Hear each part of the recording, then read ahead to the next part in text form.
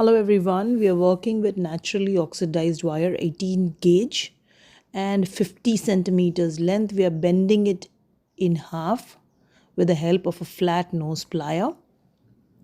We are making a easy cross this time and we are going to mark it at 3 centimeters length and bend it sideways.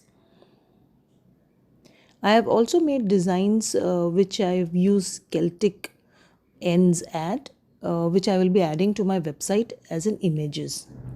So once you reach here, the next bend we are doing at 2 centimeters length, because that exactly helped me with the right and correct sizes. So 2 centimeters length on both sides. If you see, I'm trying to hold the wires together so that I get the good and a clean bend. You can do that, or you can just simply do it single wires to just straighten out it. Yeah. Now we'll work on the other side too.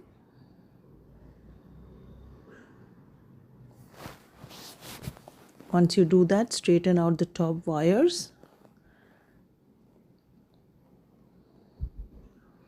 and you can hammer the complete cross to hold shape. Why I'm doing this is because we are working with 18 gauge wire, and when we want to make a design on top of the cross, it will become very difficult and might bend out of shape. So for the bail, again we are going to mark 2 centimeters length and we are using a 6-step bail plier to make the bail. Before that, make a bend at 2 centimeters length. Use step 1 on the bail plier, make the bail, bring it across in front, wrap it once. Just go slow because this is 18 gauge wire. You can try with a thinner wire if you want. I always do that. I try with thinner wires, and I'm holding it with a flat nose plier because I don't want it to bend out of shape. And we are just making a very small swirl, and after we make the swirl, we're going to loop it. The wire inside, we're going to loop it.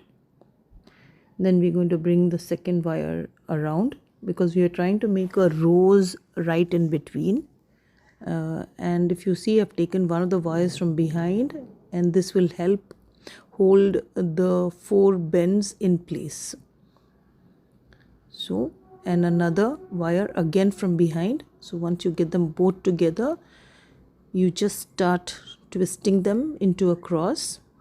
So twist and round till you are happy with the shape and the size of your rose.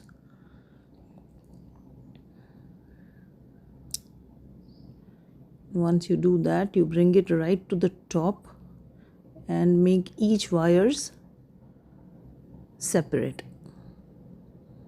and then just wrap it once around the side bends. So this will ensure that it doesn't move, that the cross will be stable and in place. So I'm going to just turn it behind.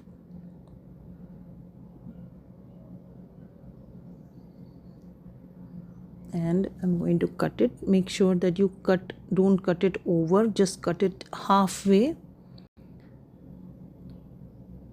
Yeah, just cut it halfway so it will become easy and it will tuck inside rather than popping out. And then make sure the bends are tucked away very, very clean. File off the ends if required. Wires, keep on checking wires, whether the wires are out, and this is the result. If you want, you can also add a bead in between to decorate better, but this is the rose one. I also made another one in which I didn't make the swirls for the rose, so you could add a crystal in between. So that will give you 2 ideas to make the rose. I'm going to clean it off with a steel wool. This is what I use to clean off or polish. And naturally oxidized wire look very nice when they are just cleaned up. They give that shaded look, and they also oxidize further. We have got a 20 gauge wire, 6 centimeters length, and a 4 mm crystal bead that I'm going to add in between. So I'm going to just bend it in between and add it to just the simple swirled rose, not the actual rose. Wrap it once around and then tuck it away on the bail. Make sure again that no wire ends are out. Keep checking for wire ends. And this is the final piece, a back look and the front look. You can make Celtic options in the sides. Thank you.